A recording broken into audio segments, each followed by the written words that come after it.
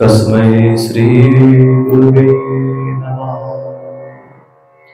ब्रह्मानन्दं परमसुखदं केवलं ज्ञानमूर्तिं द्वन्द्वातीतं गगनसदृशं तत्त्वमस्यादिलक्षणम् एकं नित्यं विमलमजलं सर्वधी साक्षिभूतं भावातीतं त्रिगुणरहितं सद्गुरुं तं नमामि। जगदीश्वर जगदुत्पत्ति च जगदुद्धारक जगदपति जगद्बालकाय जगद्गुरु स्वामी समर्थ नमोस्तुते। जयांचे केले स्मरण होय सकल विद्येंच्याधिकरण तेची वंदो श्री चरण श्री गुरूंचे ते नमस्कार मी आता। श्री अनंत कोटी ब्रह्मांड नायक राजाधिराज योगीराज मायबाप अक्कलकोट सद्गुरु श्री स्वामी समर्थ महाराजांच्या पावन पवित्र चरण कमलावर साष्टांग कोटी कोटी प्रणिपात।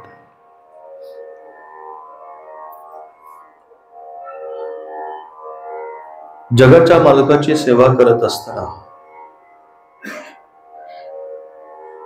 कोणत्याही प्रकारच्या फलाची अपेक्षा न करता जो कोणी सेवा करत असतो त्याची सेवा खऱ्या अर्थाने ईश्वर चरणी भगवंताच्या चरणी पोचत असते।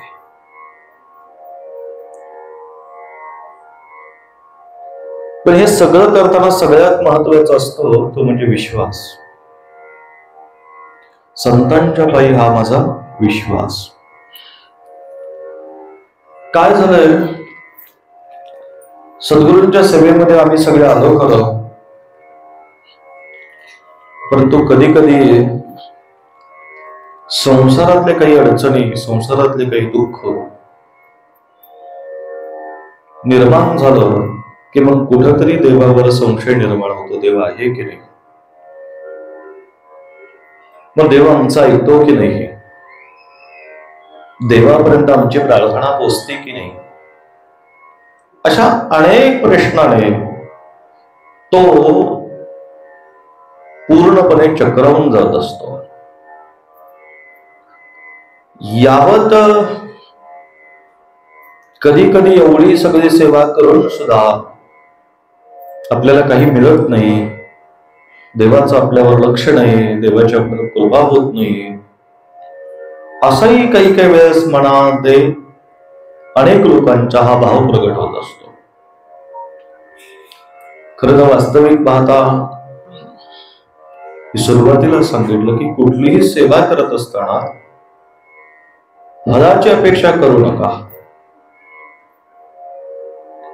तो तुम्हाला वेळ आली की सगळ्या गोष्टी देत असतो, वेळेच्या आधी आणि वेळेच्या नंतर तर काहीच देत नाही। पण जे देत असतो ते योग्य असतं, ते आपल्यासाठी योग्य असतं, पण आपल्याला असं वाटतं की हे अजून काहीतरी वेगळं मिळालं असतं तर बरं झालं असतं। मी मागेही सांगितलं की तुम्हाला काय हवं हे महत्वाचं नाही, देव तुम्हाला देवाने काय दिलंय हे महत्वाचं आहे। आणि देवाने तुम्हाला हा देह दिला, एवढा प्रचंड सुंदर देह दिला, त्याची अमूल्य अशी किंमत आहे। तो प्राप्त करण्यासाठी अनंत जन्माचं पुण्य लागतं, किंबहुना या देहाच्या प्राप्ती करता पाप आणि पुण्य समान असल्यानंतर पुनरपी मनुष्य देह मनुष्य योनी जन्माला घातली जाते, अन्यथा 84 लाख योनीतून तो आम्हाला प्रवास करावा लागत असतो। पण बऱ्यापैकी हा मानव देह प्राप्त झाल्यानंतर देवाचं भजन पूजन अर्चन करण्यापेक्षा आपण बऱ्याच ठिकाणी देवांची निंदाच करत असतो. सकाळी एका स्वामी सेवेकराचा मला फोन आला आणि सोप्या या ठिकाणी महाराजांच्या पादुका त्या ठिकाणी औदुंबरातून प्रगट झाल्या, म्हणून त्यांच्या दर्शनासाठी आम्ही तिथे पोहोचलो. औदुंबराचं बरंच जुनं झाड आहे. त्या वृक्षामधून अगदी सुंदर असं भगवंताचं चरणकमल प्रगट झालेले आहे. दर्शन घेणारे लोक दर्शन घेत होते, पण मनात संशय होता. लोक देवावर अजिबात विश्वास ठेवत नाही. मला विशेष वाटतो सगळ्या गोष्टी. मी सकाळी तिथे गेल्यानंतर प्रत्येकाच्या चेहऱ्याकडे बघत होतो. आनंद कोणालाच नव्हता. ज्याच्या घरात निघालं त्यांनाही टेन्शन होतं, नक्की ही ओरिजिनल आहे का. मोठी गमतीची गोष्ट आहे, औदुंबराच्या वृक्षातून मिळालेला प्रसाद म्हणजे भगवंताचे चरण हे डोळ्याला दिसतायत, तरीही संशय निर्माण होतो. म्हटल्यानंतर देवाने तुमच्यावर काय कृपा केली पाहिजे लक्षात घ्या. पहिलं आमच्या अक्कलकोट स्वामी महाराजांच्या सानिध्यात असणारे अनेक भाग्यवान काही सेवेकरी होते, अनेक. पण महाराज पूर्ण ब्रह्म पूर्ण दत्तावतार असून सुद्धा, महाराजांच्या जवळ राहून सुद्धा अनेक लोक त्याही वेळेस महाराजांवर त्यांच्या चरित्रावर संशय घेत होते. किंबहुना हा बुवा ढोंगी आहे, हा बुवा तो दांड माजवतो वगैरे वगैरे. आणि हे नवीन नाहीये काही, हे नवीन काही नाही आहे. अखिल सकल संतांचं जर चरित्र आपण तुम्ही मी वाचलं तर ज्या समाजाने सगळ्या संतांचा छल केला तोच समाज त्यांना डोक्यावर घेऊन नसतो. पण मला असं कधीतरी वाटतं, हजारो वर्षापासून हे सगळं चाललंय तरी आम्ही आजही का सुधरत नाही. आजही आम्ही देवाच्या अस्तित्वावर, देवाच्या संतांच्या, साधूच्या, सज्जनांच्या या सगळ्या गोष्टीवर अविश्वास का निर्माण करतो. जिथे अविश्वास निर्माण होतो तिथं पक्क लक्षात ठेवायचं, तुम्ही अजूनही तुमची दृढ गुरुनिष्ठा नाहीये. कारण अहम ब्रह्मासे, चराचरामध्ये भगवंत आहे, मी ब्रह्म आहे, मी देव आहे. पण आम्हाला एक असं झालंय की देव म्हणजे चतुर्भुज, शंख चक्र गदा कमल धारण करणारा पाहिजे, तो असा अचानक आला पाहिजे, त्याने विचारलं पाहिजे मला काय पाहिजे तुला मला. ही आमची बुद्धी आहे. आणि याच्यामुळे झालंय काय, जितकी श्रद्धा, जितका भाव भगवंताच्या चरणावर ठेवायला हवाय तितकासा अजूनही लोकांचा नाहीये. हे वास्तव सत्य.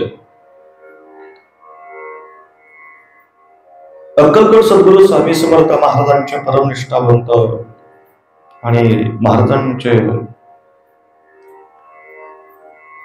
मानसपुत्र म्हणून भगवंतांनी ज्यांचं नाव या स्वामी परिवाराला सांगितलं ते म्हणजे आमचे स्वामी सूत.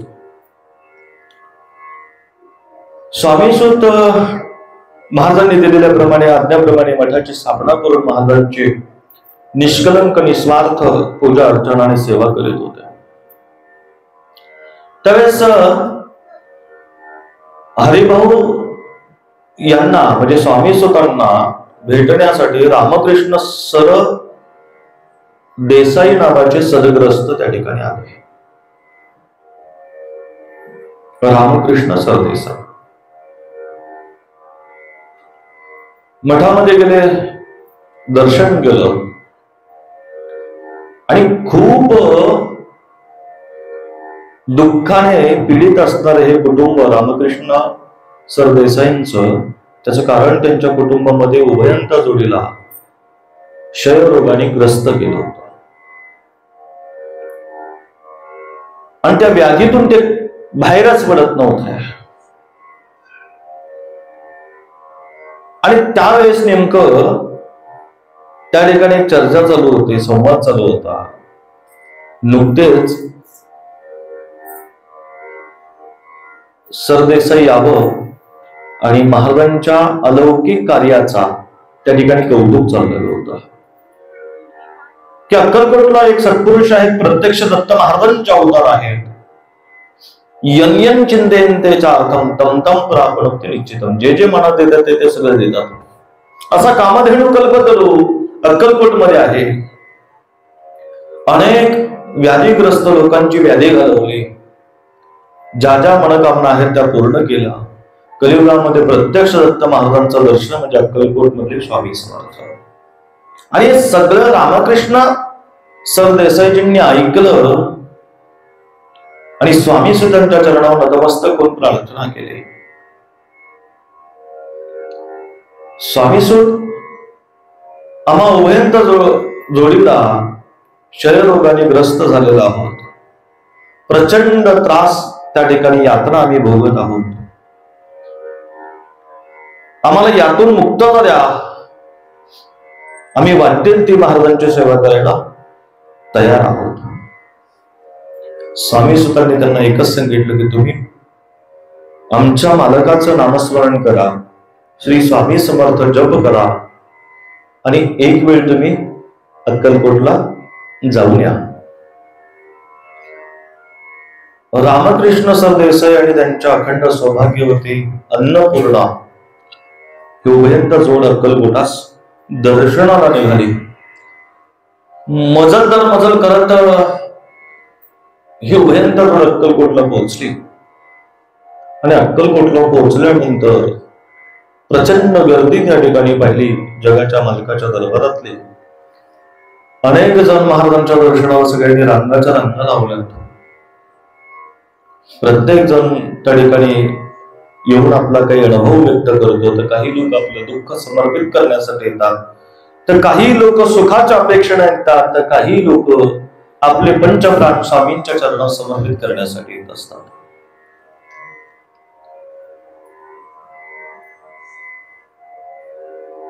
गुरुवार आता प्रचंड महाराजांच्या ठिकाणी दर्शनाला गर्दी आहे. म्हणून उभयंत जोडीने ठरवलं की आपण आजच्या रात्री इथे मुक्काम करू, निवास करू, विश्रांती करू आणि उद्या महाराजांना भेटू. दुसऱ्या दिवशी पुन्हा स्नान पूजा अर्चना सगळ्या आटोपली आणि मठात आले. मठात गाठ पडली त्यांची सुंदराबाईच्या बरोबर. कारण मठात गेल्यानंतर बऱ्याचदा असं असतंय, गाठ कोणाची घ्यावी हे लय महत्वाचं असतं. नाहीतर कधी कधी बऱ्याचदा सगळा गोंधळ होऊन बसतो. त्याही वेळेस तसं होत होतं. पण असं आहे की जर अक्कलकोटला आपण गेले तर आपण गेलो नाही तर जगाच्या मालकाने बोलवलंय म्हणजे कार्य सिद्धीत जाणार. प्रार्थना केली सुंदराबाईंना की काही करा पण महाराजांचं दर्शन घडवून आणा. सुंदराई साहेबांनी म्हटले काही हरकत नाही, महाराजांचं दर्शन तुम्हाला होईल. तुमची जे काही दुःख आहे तेही दुःख नाहीसं होईल. आलाय तर काही दिवस थांबा, सेवा करा आणि मी महाराजांच्या नंतर कानावर या सगळ्या गोष्टी घालते. खूप छान सल्ला दिला त्यांनी. एक तर सल्ला देऊच नाही आणि दिला तर चांगला द्यावा. आणि बरीच लोक न सांगता सल्ले देतात आणि नको असलेले सल्ले देतात.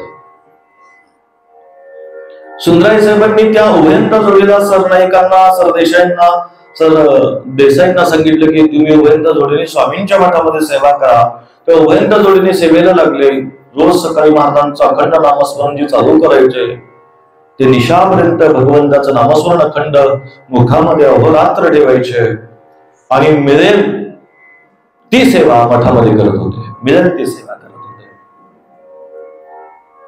एक दिवस फार गर्दी नसताना दुपारच्या मध्यान्ह समयीच्या वेळामध्ये महाराज आपल्या अंतरणा हुडकले होते आणि अगदी निवांत आणि प्रसन्न अंतकरणाने महाराज जे काही लीला करत असताना महाराजांच्या मुखातला शब्द शिवहर शंकर नमामि शंकर शिवशंकर शंभो, आणि सुंदराई साहेब नुकत्याच पुढे सरकल्या, महाराजांच्या चरणावर नमस्कार केला. महाराजांना खीर त्या ठिकाणी गोड, महाराजांची काहीतरी गोड म्हणून खीर त्या महाराजांना दिली. स्वामींनी मोठ्या आनंदाने ती खीर स्वीकारली आणि सुंदराई साहेबांनी सांगितलं की हे मुंबईचे रामकृष्ण सरदेसाई आणि त्यांच्या धर्मपत्नी अन्नपूर्णा जी आहेत. महाराज आपली कृपा या उभयंकर जोडीवर व्हावी. महाराज या दोघांनाही प्रचंड अशा आधिव्याधीने ग्रासून घेतलेला आहे आणि यापुढे सगळ्यात महत्वाचं म्हणजे उभयंकर जोडीचा संतान नाहीये. महाराजांच्या कानावर ह्या सगळ्या गोष्टी घातल्या, महाराजांना सांगितलं आणि स्वामींनी सांगितलं बोरीच्या झाडाला प्रदक्षिणा घाल. दोघांनी नमस्कार केला, उभयंकर जोडीने प्रसाद मिळाला आणि मुंबईला परतले. घरी आल्यानंतर प्रश्न असा पडला की बोरीच्या झाडाची पूजा करायची कशी. आपण जर बोरीच्या झाडाची पूजा केली, बोरीला प्रदक्षिणा मारल्या तर लोक नावं ठेवतील आणि नेमकं आपलं इथंच चुकतं. लोक नावं ठेवतील. मला खरं सांगा, लोक म्हणजे कोण आहेत? तुम्हीच ना, आपणच ना. आणि सद्गुरूच्या वाणीवर संशय ज्या ठिकाणी निर्माण झाला त्या ठिकाणी सगळं संपलं. आणि सद्गुरूंनी दिलेलं वाक्य, संतांचं वाक्य, साधूंचं वाक्य, सहज बोलणे हितोपदेश. सहज बोलतात पण तुमच्या आमच्या हिताचं बोलतात. आपण सहज बोलतो आणि सहज भांडण लागतं.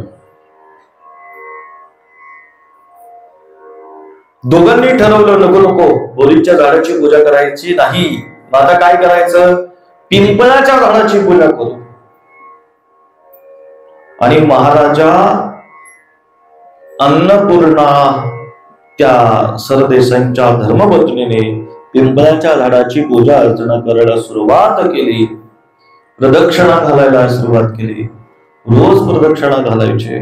हा म्हणता वर्ष झालं आणि काहीच फरक पडला नाही. आता यात चूक कोणाची? सरदेसाई आणि त्यांच्या धर्मपत्नीची. बऱ्याच लोकांना काय होतंय, आम्ही बोललो ना आता की होईल काम, ती लगेच उद्या फोन करतोय गुरुजी झालंच नाही. कसं, तुम्हाला काही वाटत नाही का असं मी काही जादूगर आहे का? काही जादूचे खेळ मांडलेत का इथे? तुमचं पुण्य कमी पडलेले म्हणून तुम्हाला या सगळ्या मार्गाने प्रवास करावा लागत असतो. आणि पुण्य वाढल्यानंतर सगळ्या गोष्टी मार्गस्थ होतात. कुठलीही गोष्ट लगेच मिळत नाही आणि ज्या गोष्टी तुम्हाला सांगितल्या जातात, कुठलीही सेवा असू दे, उपाय असू दे, त्याच्यामध्ये सगळ्यात महत्वाचे तुमची निष्ठा, तुमची श्रद्धा प्रचंड महत्वाची. तुमची जर का दृढ विश्वास नसेल, तुमची श्रद्धा जर नसेल, तुमचा विश्वास नसेल तर काहीही कोणतंही काम होत नाही. किती लोकांचे उदाहरण असे आहेत की ज्यांचा दृढ विश्वास आहे, त्यांना विचारायची काही गोष्ट किंवा गरज कधी पडतच नाही. सगळं काही व्यवस्थित होत असतं. आणि काही लोक रोज प्रश्न विचारतात पण कधीच काम होत नाही. त्याचं कारणच तसं आहे की कोणत्याही कार्यक्षेत्रामध्ये तुमचा विश्वास पाहिजे, दृढ विश्वास पाहिजे, निश्चय पाहिजे. तेव्हा कुठल्याही गोष्टी पूर्णत्व जातात तशा होत नाही. आणि जी सेवा सांगितली, ज्या पद्धतीने सांगितली त्या पद्धतीने केलं तर त्याचा लाभ होतो.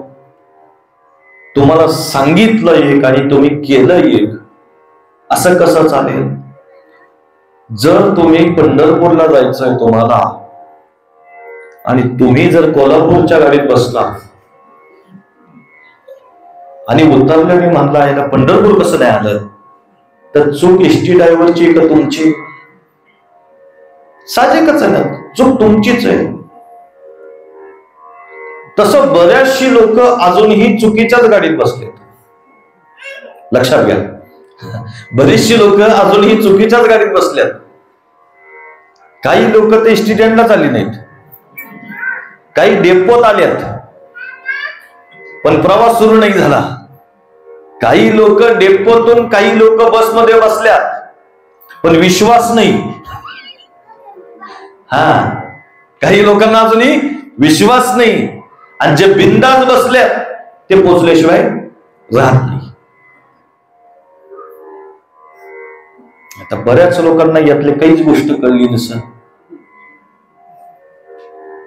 आणि कळल्यानंतर भेटत असं काही नाही. अजून बरेच वर्ष आहे तुम्हाला. काही लोकांना कळतं, त्यासाठी तेवढी बुद्धी शार्प ठेवायची आहे आणि बुद्धी शार्प ठेवण्यासाठी नामस्मरण चांगलं करणं गरजेचं आहे.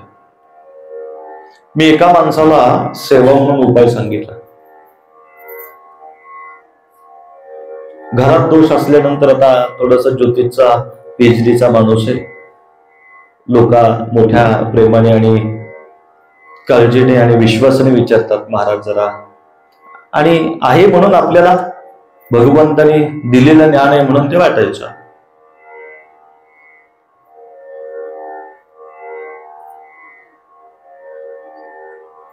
एक कापूर घ्या म्हटलं, त्याचे नारळ घ्या, नारळावर एक त्रिशूळ वगैरे काढा. घरात वास्तुदोष असल्यानंतर तो केला जातो उपाय. लक्षात ठेवा, पण कुठलंही औषध पुन्हा डॉक्टरला विचारल्याशिवाय घ्यायचं नाही. 300 बुडवता, बाकी काय नाही.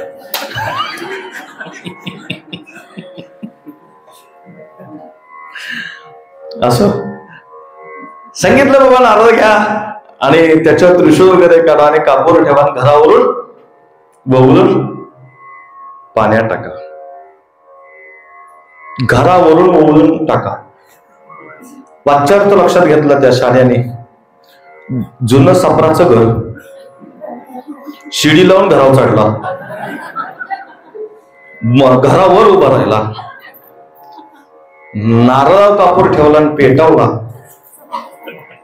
आणि जी फिरवलं कापूर फिरून घरावर वाढला, घर जळला. म्हणला दोष नाही गेला पण घर पेटलं म्हणला महाराज. कसं करता सांगतो? चूक आपली असते आणि नेहमी दोष आपण इतरांना देत असतो. कधी कधी आहे ना, माझंच खरं असं म्हणण्यापेक्षा खरं ते माझं असं कधीतरी म्हणा. आणि हल्ली लोकांना चूक झाल्यानंतर ती प्रगट करायची आणि ती माफी मागायची प्रचंड लाज वाटते काही लोकांना. ते एक चूक प्रायश्चित्त घेण्याच्या ऐवजी चुकीवर चुकी करत राहतात. सर देसाई आणि त्यांच्या धर्मपत्नीने पिंपळाच्या वृक्षाला 1 वर्ष प्रदक्षिणा घातल्याने काहीच फरक पडला नाही म्हणून पुन्हा एकदा हरिभाऊ मराठ्यांकडे स्वामी स्वतःच्या मठामध्ये पोहोचले योगाने. म्हणे तुम्ही सांगितलं अक्कलकोटला जा, प्रत्यक्ष दत्त महाराज स्वामी समर्थ त्यांचा आशीर्वादही घेतला, काहीच फरक पडला नाही. काय झालं? मी महाराज म्हटले होते बोरीच्या झाडाला प्रदक्षिणा मार. कारण महाराजांचं वाक्य, साधूंचं वाक्य, संतांचं वाक्य इतक्या सहजासहजी कळत नाही. आणि ज्यावेळेस आपल्याला एखादी गोष्ट कळत नाही त्यावेळेस ज्यांना कळतं त्यांना विचारायला काही अडचण नाही. गुरु महाराज त्यासाठीच असतात. बोरीचं झाड हे सरदेसाईंना कळलंच नाही. ते बोरीचं झाड म्हणजे दुसरं तिसरं काही नाही, स्वामी सुतांचा मठ होता. स्वामी सूत होते आणि महाराजांनी बोरीच्या झाडाची सेवा म्हणजे मठात, कांदवलीच्या मठात, जुना स्वामी सुतांच्या मठात सेवा कर म्हणून सांगितलंय. आणि ही बाई कुठं करते सेवा? पिंपळाच्या झाडात. मग हे सगळं लक्षात आल्यानंतर अन्नपूर्णा मातेने 7 दिवस तिथं सेवा केली स्वामी सुतांच्या मठामध्ये. आणि 7व्या दिवशी गर्भधारणा झाली. भगवंताची स्वामी महाराजांची कृपा झाली आणि गर्भधारणा झाल्यानंतर एवढा प्रचंड आनंद. आणि त्याच काळामध्ये दोघांचाही जी काही व्याधी होती ती पूर्णपणे निघून गेली. परमानंद झाला. आणि मूळचे रामकृष्ण सरदेसाई संकेश्वर कोकणातलं, राहिला कामानिमित्त मुंबईला, माहेरी पाठवले धर्मपत्नीला. ते कोकणातलं सोनवली नावाचं गाव, त्या गावी आली. आणि रामकृष्ण पंत मात्र मुंबईमध्ये थांबले. बघा जगाच्या मालकाची केवढी कृपा असते. तुमची काळजी त्याला किती आहे पहा. म्हणून मी हे वाक्य नेहमी सांगत असतो, तुम्ही स्वामींचे चिंतन करा, महाराज तुमची चिंता करतील. महाराज खरंच तुमची काळजी घेतात. महाराज तुमची आमची खरंच प्रत्यक्ष अप्रत्यक्षरित्याने सातत्याने मागे पुढे उभे राहून तुम्हा आम्हाला सांभाळत असतात. प्रत्यक्ष जगाच्या मालकाने सांगितलेला जो काय अभिवचन आहे, अनन्या चिंतयन्तो माम ये जना प्रयोगासते तेषा नित्याभियुक्तानां योगक्षेमं वहाम्यहम्. तो तुमचा आमचा योगक्षेम खरंच स्वतः चालवता, फक्त तुम्हाला अनन्य भावी शरण द्यायचं आहे. झालं असं. 7व्या महिन्यामध्ये वैद्यांनी सांगितलं की अन्नपूर्णा मातेच्या पोटामध्ये गर्भ जो आहे तो पूर्णपणे फिरलेला आहे आणि 2 गर्भ त्या ठिकाणी असल्यामुळं जीवाला धोका आहे. पूर्वीच्या काही एवढे डॉक्टर किंवा एवढी काही सिस्टीम नव्हती आणि आता असून बी काही खरं नाहीच आहे. कारण जगी जन्म मृत्यू असे केलं त्यांचा, नको घाबरू तू असे बाल त्यांचा. दिवस भरले महाराजा. अन्नपूर्णा मातेला प्रचंड यातना व्हायला सुरुवात झाली. नखशिकांत त्यांना त्रास व्हावा लागला आणि त्यांचा अक्षरशः प्राण कंठात आला. आणि नुकतंच आदल्या दिवशी रामकृष्ण सरदेसाईंच्या स्वप्नामध्ये दृष्टांत झाला. पांडे ब्रह्ममुहूर्त अक्कलकोट स्वामी समर्थ महाराज त्यांना सांगतात, रामकृष्णा मी सोनवलीला स्नानासाठी जात आहे.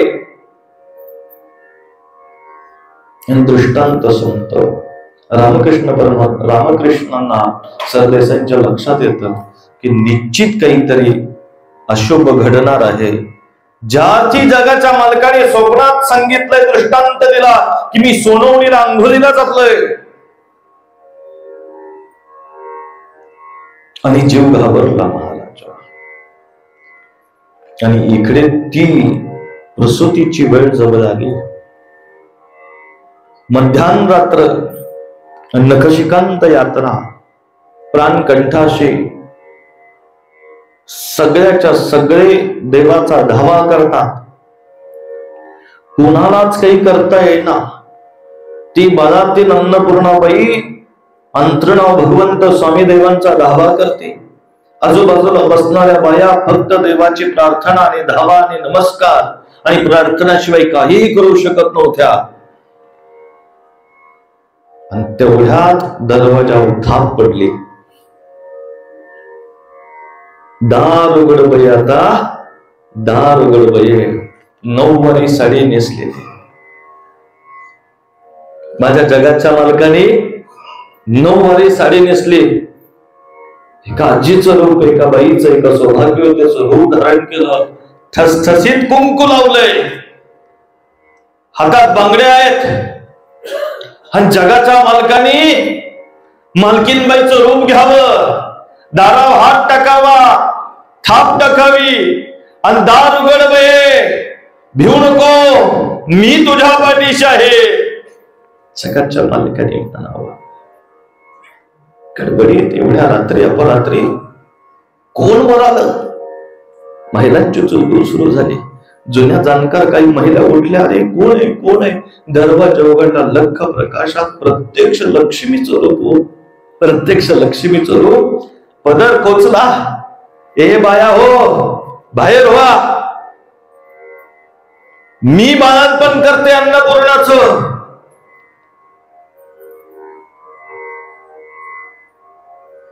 आणि हे चरित्रात वाचल्यानंतर पंढरीश पांडुरंगाची आठवण आली. सोयराबाईचं बाळंतपण करायला विठेवरून उडी मारली. काय काम करत नाही हो तुमचे ते? खरं सांगा मला, काही काम करत नाही. सोयराबाईचं बाळंतपण केलं ना, तसंच महाराजा अन्नपूर्णा सरदेसाईंच्या घरामध्ये रात्री, मध्यरात्री महाराज पोचतात. सगळ्या घरात जमा झालेल्या महिलांना बाजूला करतात आणि त्या अन्नपूर्णेला आपल्या मांडीव घेतात. सगळ्याच्या मालक हात फिरवतात. सगळ्या यातना निघून जातात आणि जगाच्या मालकाने त्या बाईचं बाळंतपण करावं. किती पराकोटीचं भाग्य असन त्या माई माऊलीचं, किती पराकोटीचं भाग्य असन. दोन्ही मुलं झाली महाराजा. कोणालाच कसल्याच प्रकारचा कसं धोका होईल, कुठलं संकट येईल आता? अरे जगाचा मालक ज्या ठिकाणी उभं राहिलं, जगाच्या मालकाने बाळंतपण करावं.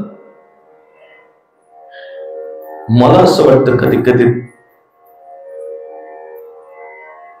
आमच्या देवाने अजून काय करायला पाहिजे तुमच्यासाठी. इतकं सोपं नाही, तरी खूप तुमच्या आमच्यासाठी केलंय. करता करविता तोय बाळंतपण केलं. बाहेर आल्यानंतर तिच्यात ज्यावेळी डोक्यावर हात ठेवला त्यावेळेस महाराजांचं वाक्य, भिवू नको, मी तुझ्या पाठीशी आहे. आणि अन्नपूर्णेच्या जसं अंगाला कपाळाला स्पर्श भगवंताचा झाला, त्या क्षणी तिला जाणवलं हे दुसरी तिसरी कोणी नाही, ही प्रत्यक्ष अक्कलकोट सद्गुरू स्वामी समर्थ माऊलीच आहे. माऊलीच आहे ती.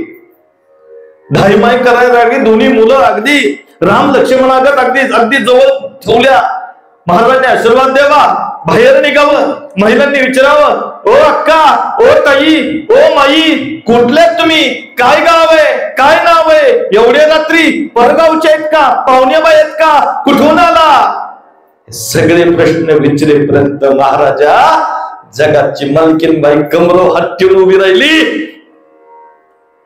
आणि बघता बघता अंतर्धान पावले. इकडं मात्र रामकृष्ण सरदेसाईंना मात्र चैन पडला. जगाच्या मालकाने सांगितलं की मी अंबोलीला जातोय सोनवणीला, म्हणजे काहीतरी अशुभ घडणार आहे. त्यांना भयंकर चिंता लागलेली आणि त्याची काळजी आमच्या जगाच्या मालकाला असते. नामस्मरणाचा धावा केला. 4 दिवसांनी पत्र आलं मुंबईला. उत्तम प्रकारे बाळंतपण झालेलं आहे आणि 2 मुलं झालीत, चिंता नसावी. आणि मग मात्र रामकृष्ण सरदेसाईंना जगाच्या मालकाची आठवण झाली आणि महाराज तातडीने मुंबई सोडावं. अक्कलकोटला पोहोचले. अक्कलकोटला पोहोचल्यानंतर जगाच्या मालकाचं दर्शन केलं आणि महाराजांकडे पाहिलं. झालं ना रे बाबा तुझ्या मनासारखं, असं म्हणावं महाराजांनी.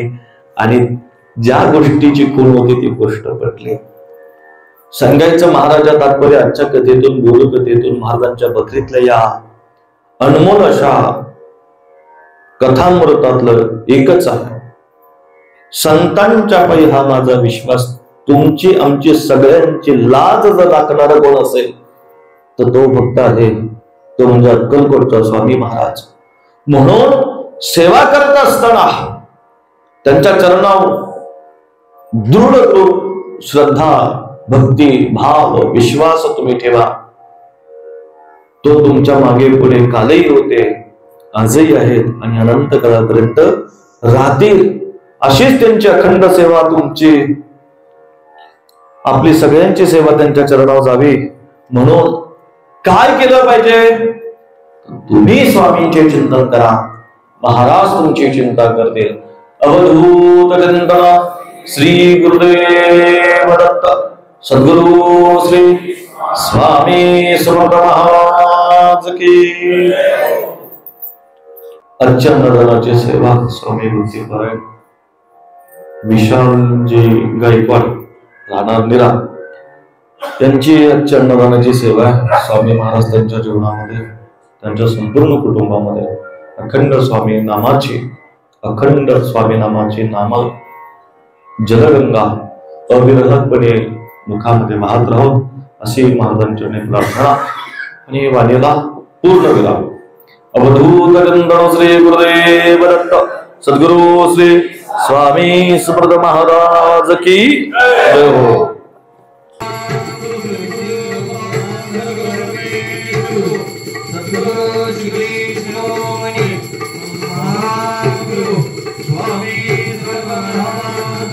जय हो.